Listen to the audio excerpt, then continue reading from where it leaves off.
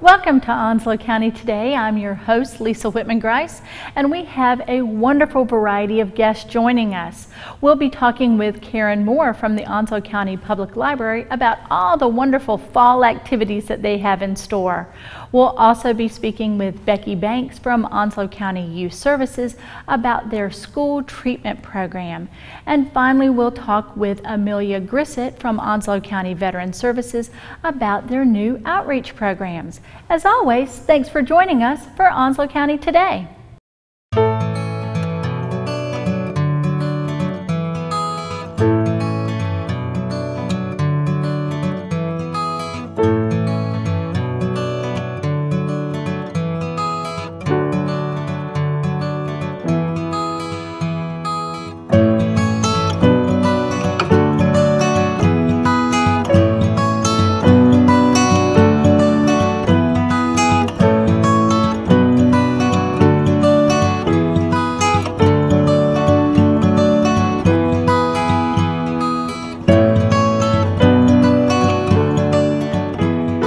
Welcome back to Onslow County Today, and joining us now is Karen Moore with the Onslow County Public Library to share with us all of the wonderful things you have planned for the coming fall. Karen, thank you so much for coming. Oh, thank you for inviting us. You know, you all had a fantastic summer with your summer reading program and special activities, and now it's back to school and it's fall. And you have, and we joked about this off camera, you have a whole list of things coming up for September, and we want to just get people's appetite whetted for what's all coming up. So let's kick off. Okay, we do have a lot planned for the fall. We'll start with September being Library Card Sign-Up Month. That's something that's celebrated nationally at all libraries. So we wanted to do some special things for that. We'll have a very special storyteller coming from the North Carolina Storytelling Guild. Her name is Cynthia Moore Brown. Okay. And she'll be in Sneads Ferry on Saturday, September 12th. And she'll be in Jacksonville on the 13th. Now, I want to go back to the very first point about National Library Card Sign-Up Month. And there's always a great theme or an idea about it. You know, libraries are our passports to the world, those sort of things. What really is, I don't even think you can name all the merit and value in having a library card, but kick it off for us. Well, we want to draw attention, obviously, to all the things that you can do with the library card. It's not just about books anymore. We certainly have books, but it gives you the opportunity to use so many free resources, so many digital resources, downloading free ebooks and e-magazines, and so many databases to help with homework, and just so many different facets. You know, I love, you all have the keyring library cards. Mm-hmm. So with all of our other reward cards, there's our #1 reward card right there is our library card. That's right. And so you just keep that with you all the time. So we're kicking off National Library Card Sign-Up Month. And then Cynthia Moore, you mentioned, is a storyteller, and she's with the Storytelling Guild. Can you tell us a little bit about kind of the stories that she tells, or Cynthia herself? Well, we sort of have a treasure theme for National Library Card Sign-Up Month. So she's going to be coming and telling us pirate stories and tales, and then we're gonna follow that up with a very special sort of costume party where we're gonna have crafts, and everyone's invited to come and dress as a pirate or a sea creature, mermaid. Just a lot of fun for the entire family. You know, you and I have a special affinity for pirates. We love Pirates at the Museum. And so what a great day. And this is going to be at all 4 branches? It is. We're going to have that at all 4 branches.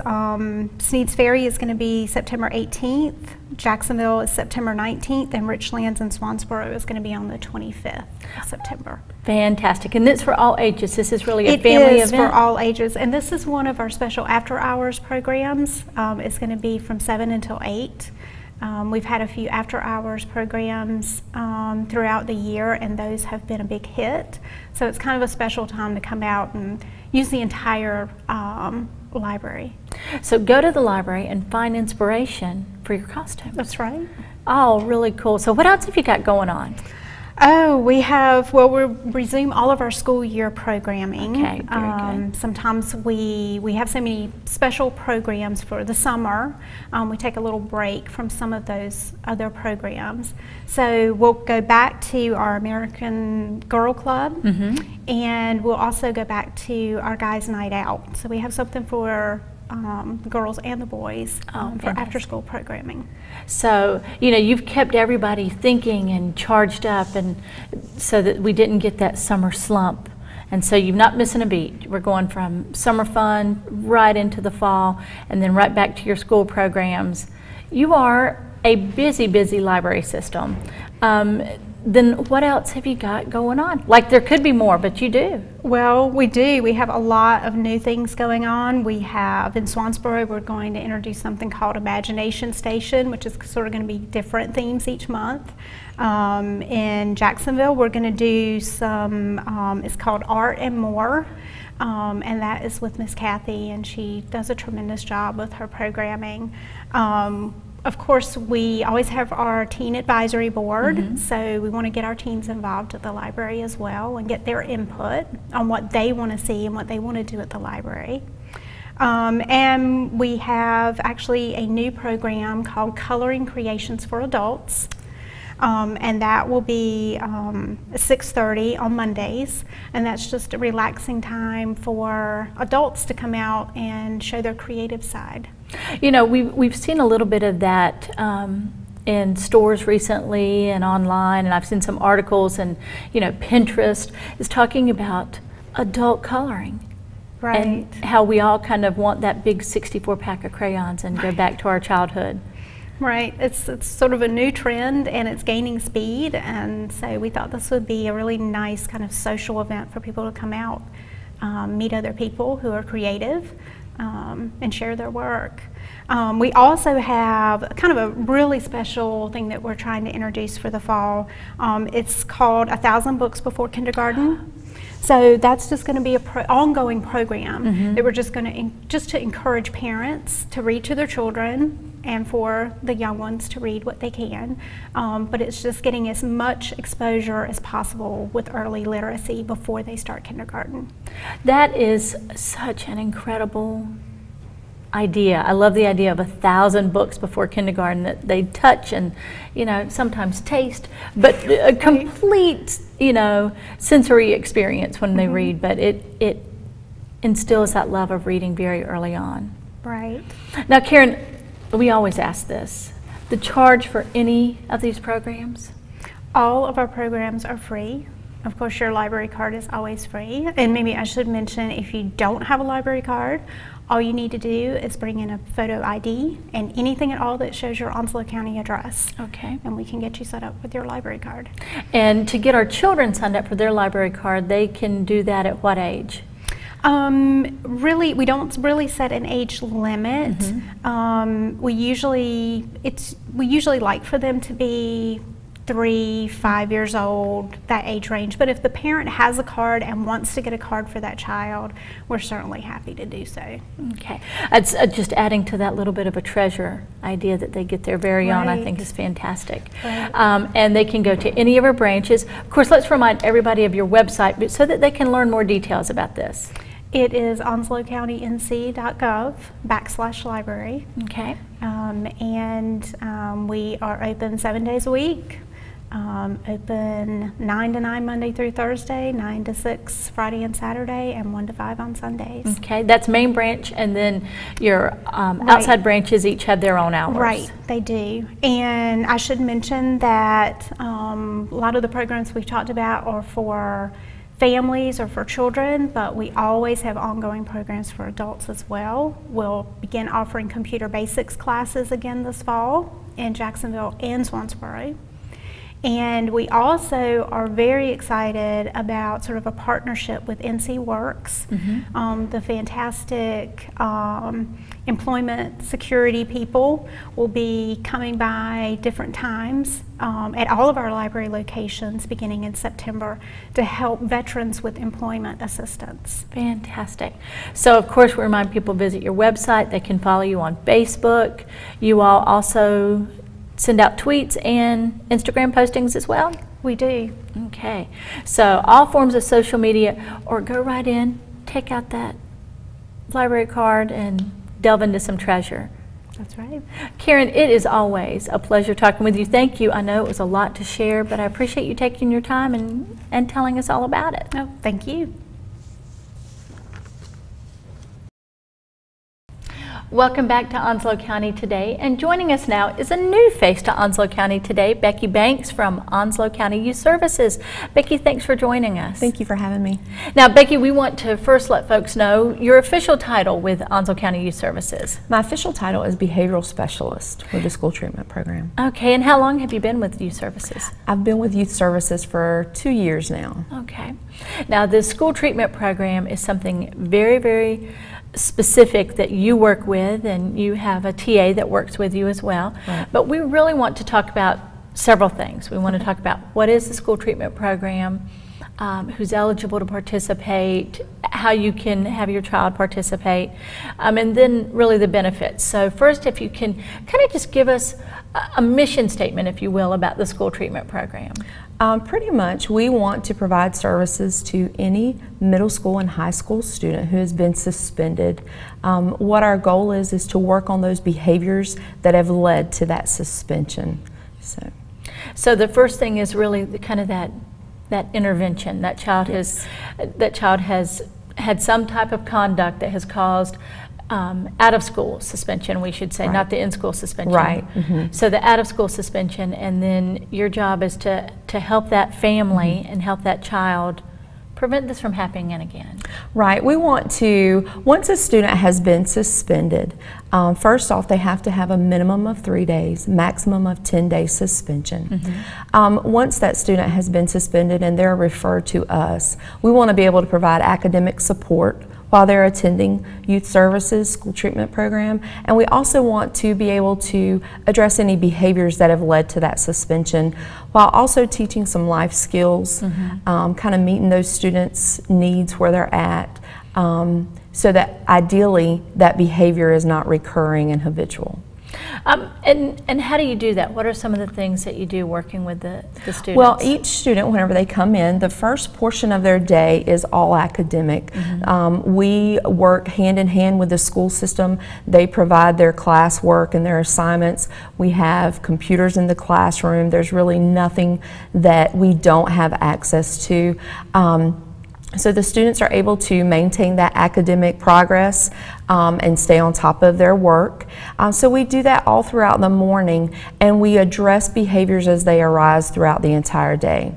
The end of our day is devoted to enrichment, where we kind of address certain behaviors. We talk about stress management, problem solving. We also talk about character and building positive character in ourselves and in our schools. The first point, and which I think is, one is not more important than the other, but the first being, you spend that entire time on academic instruction. If they are suspended, they potentially lose 3 to 10 days of instructional time. Right. They also lose attendance. So while they're attending School Treatment Program, they actually get credit for attending. And we also provide that academic support, so you don't have a student who's returning from a suspension behind in their classwork. So, you know, it's almost that one strike, I've been suspended, and then when I get back, it's just a struggle to kind of catch up. Right. So you also provide that structure for them. And then in terms of the character building and the behavioral instruction that you give, and that's those life skill sets, which I think is so important, because when you're a teenager, and I say this because I have some at my house, you're in that transition. You're really trying to figure out who you are as a young adult. What do you see those young people really wanting to learn about? A lot of times the students that we have, sometimes they come in and they're very direct about what's going on, and sometimes they're not. But as a general rule, they pretty much all just don't know how to communicate what's causing whatever the turmoil is that's going on, that behavior is coming from. So a lot of times we start out with communication, communication not only with their family, but communication with their school, their teachers, administrators, their peers, how to communicate effectively. So a lot of times we start there, depending upon what the needs of that student is. Sometimes administration will be able to say, you know, we've had these struggles previously. You know, there's other things going on in this student's life, and we can address those. We also, the whole time the student is there, and we're getting to know them and building that rapport with those students, we're also listening and trying to figure out if there's any other services that would benefit this family and this student that we can link them to help address those needs. So this really isn't just about that measure for students who are suspended, but it's really holistic because you're going beyond that 3 to 10 days, certainly with your relationship with them. Right. And we also have a new program that we have started last year. It's called the Transitional Element, and it is part of school treatment program, and I'm excited about it because it's the follow-up for our students who continually kind of have that habitual suspension. What we're able to do with parental consent is we're able to go into the school and meet with that student once a week. And it's a little bit of a mentor and a little bit of just STP coming in and reminding them of some of the things that we talked about, some of the skills that we learned and tools that we learned while they attended, and how they can apply them in situations. We're able to work with that student for 3 months past their suspension with us, and ideally that will hinder any further suspension or future suspensions. So that gets you through really 2 grading periods as well, and to have that student with that skill set, and that it's not just they've left your treatment program after the 3 to 10 days and then left to their own devices and hope that it stuck. Right, because most students come in and they're able to grasp and grab a hold of what we're learning in the classroom. But our classroom setting is completely different as to what they're going back into. Sometimes the problem lies in the setting that they're going back into. So just being able to deal with that, being able to have the support of kind of pushing past some peer pressure and knowing that they're being encouraged to do and act in a positive way that's not going to have a negative consequence, that deals with the problem at hand but does not have that negative consequence along with it. That's a lot of times that's all a student needs. It's how do I don't know how to fix this by myself. Right. The other thing which I think is so important that you talked about is the relationship with family and with the school system. So this is not just Becky and STP working with the students. You've built a relationship with that family, and you're also building relationships with schools. Talk first about the family, and then we'll talk about how you work with the school system itself. When a student has been referred to our program, one of the first things we have to do is contact the family and set up an intake appointment. That family member, we would love to have both parents come in. Unfortunately, that's not always feasible. You know, parents work, and we definitely understand that, but we try and work with them with their schedule and sit down with the parents and the student so that they will understand coming in the expectations of the program. But during that intake process, we also just try and listen and see kind of what the needs of that family, what they need as far as holistic. They may have things that are going on within the family that the school system doesn't know about. that is affecting that student's behavior, because again, they don't know how to communicate. They're developmentally not at a place where they can communicate their feelings. So the way that that is communicated is through their behavior. Right. So we address that and kind of build that rapport from the get-go. Parents, I tell all of my parents I have an open desk policy, so they're more than welcome to call or stop by. And each afternoon when a student is picked up, I have a face-to-face meeting with each parent, let them know how their student did that day, and address behaviors then, and kind of problem solve a little bit if we're dealing with certain behaviors. As you go, and you made an important point there when the parents pick them up. You do provide transportation. I know that some folks might think, oh, how am I going to, this is a great program, but I don't know how to get him there. We, Onslow County School System provides morning transportation. Any student in Onslow County can be picked up in the morning by the bus. So that morning transportation is provided. We do ask parents if they are able to pick up in the afternoon. If a parent is unable, we do have taxi services that we can help to provide that support in transportation. Really, you're providing as much as possible to make this as easy as possible and to make it successful. What about your relationship and your interactions with the school system itself, with the county office and administration, and with the individual middle schools and high schools? When our referral is received, it is usually from the assistant principal or the principal, and occasionally we do get those referrals from the school resource officer of the school. And from that day forward, we are having constant communication, either via phone or via email, to let them know how the student is progressing, to also let them know how they're doing academically, and to request classwork. So we're in constant communication with them. In the end, they also receive a letter of closure, as well as a kind of a summary of how their student did while they were participating with school treatment program, and some things that we might have worked on while we were there.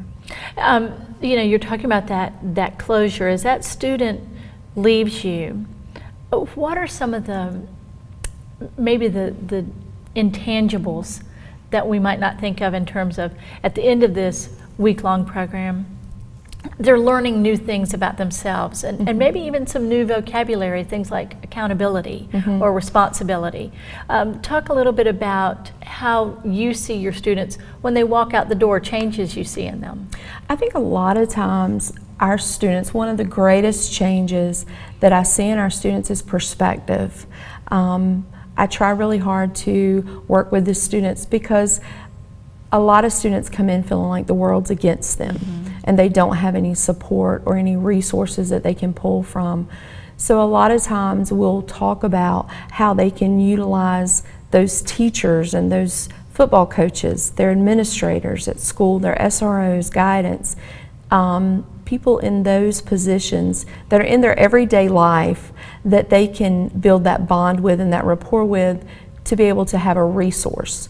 I'm a big proponent of utilize your resources to help get you through situations so that you can deal with them effectively. So a lot of times they'll go out and they'll be like, I never thought of that person as someone that I could go to, and that could also help hold me accountable for my actions, but that I could trust, and know that they would be able to help lead and guide me in a direction of positivity. You know, as I sit here and I listen to you talk about your students, I know that you must forge some tremendous bonds with these young people, and the pride you must feel when they are successful. Can you give us a little bit about a feedback? What do you hear your students say? What do you hear your parents say and the school system say about your program? We have had a lot of great feedback from the school system. The schools that utilize us, they're excited that they have this program that they can go to. And we've had schools call us and say, you know, I don't know what happened, I don't know, you know, and a lot of times it's not that we have any type of magic potion or anything like that, but we have been equipped with the staff, and the tools to use to kind of teach a few things that unfortunately sometimes the student just doesn't have. So they're able to take that and go back. Parents, I think one of the things that we build on is just building that relationship. Youth services as a whole, we try to build a relationship with our families and our clients, because unless we can do that, we're not going to be on the same page in trying to have a positive outcome for our students.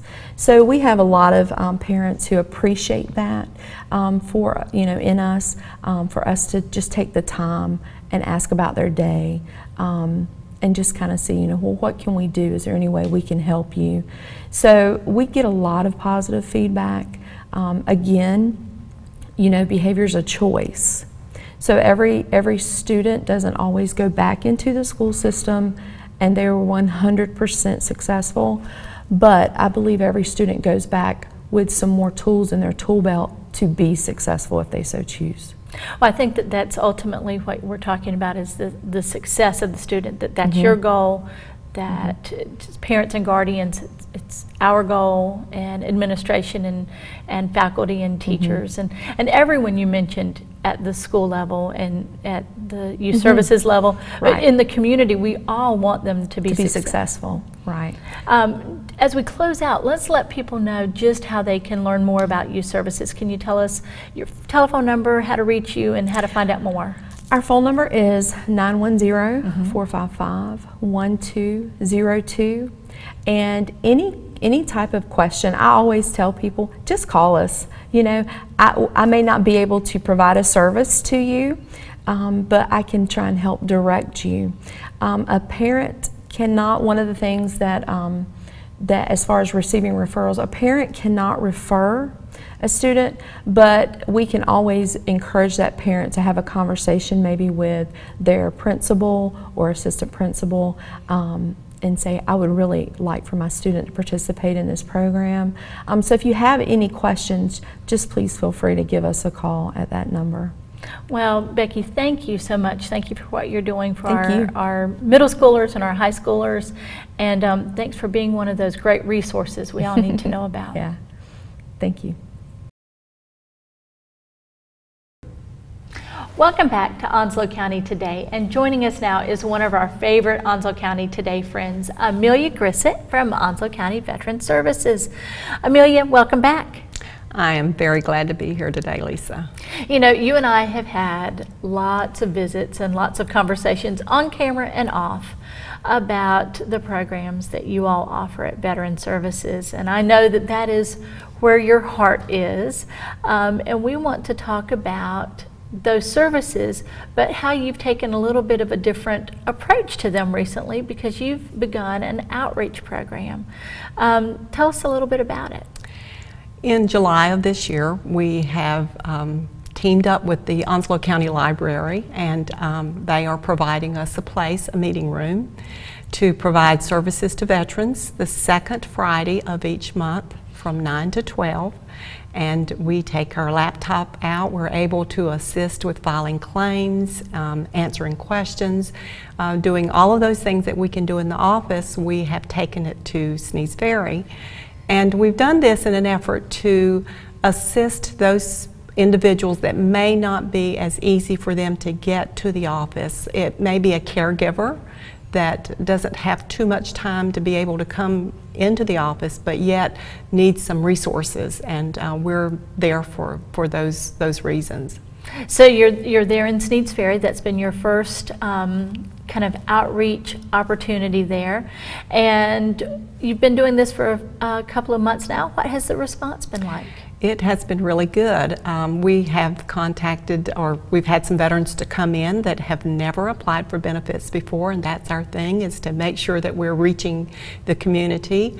As I mentioned before, a caregiver that really needed some assistance but couldn't take the time to come into the office, but she could come closer to where she lives. And so we've had some really good response at this point. So you've reached out to Sneads Ferry, and you're kind of working on and looking at some other options as well.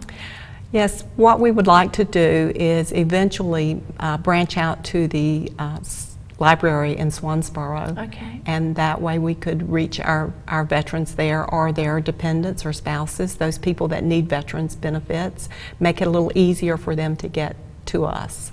So right now, just in Sneads Ferry, and of course, that seems to be working really well and is a good template for what you might do in the future. And also, of course, here at your main office at the Onslow County Government Center. Again, you've been in the building a few months now. How are things working out? How are things settling in? They're doing really well. The veterans, when they come in, they're very pleased at the wonderful surroundings that we have to work in, and we're very appreciative of that. The very first day that we came, we all met out at the front at the flagpole and had a little ceremony, and when we went in that morning, there were veterans standing there waiting for us to service them, and so it's been really good. Our people are finding us with no problem, and they all talk about how easy it is to park and the wonderful surroundings, and I've not really had any problems at all with people not wanting to come into this beautiful surrounding that we have. Oh, that's fantastic. That's fantastic. Now, it's the fall, and I know you have a few things kind of on the horizon as well, so we want to just touch on just a couple of things and things you want people to be on the lookout for. I would like to remind everyone that on September the 26th, the over at Marston Pavilion on the base is Military Retiree Day, Appreciation Day. And it's a really wonderful time for military retirees to be able to come. It's a health fair, it's a resource fair. The VA will be there. They have really good speakers that come from Washington to talk about matters that pertain to retirees. So we're looking forward to that in September. And of course, on November the 11th, we always have a veterans ceremony, and that's done by the Disabled American Veterans at the DAV Hall on Sherwood Road. And that's always a good time to come in and say, you know, I thank you for serving for this country, and I appreciate what you do. We can say it, but it's really nice to be able to come and show your support by saying thank you. I'm here to say thank you, and it's a really wonderful experience. And you know, the veterans that you work with, they range from our World War II greatest generation veterans to our most recent veterans as well. So you really work with a number of different generations. Yes, very much so. And since 2003 and the Iraq and Afghanistan war, we are seeing more and more young veterans with specific needs, as well as family members, more and more family members that are involved because of the traumatic disabilities that they may have. We have touched more and more so with family members as well. Well, Amelia, it is always a pleasure to have you come and speak with us. And now the community will get to see you out and about as you're introducing your outreach program. Thank you so much, Lisa, for having me here. And again, we're really looking forward to those people in Sneads Ferry to be able to come and for us to be able to help them. Oh, thank you. Thank you.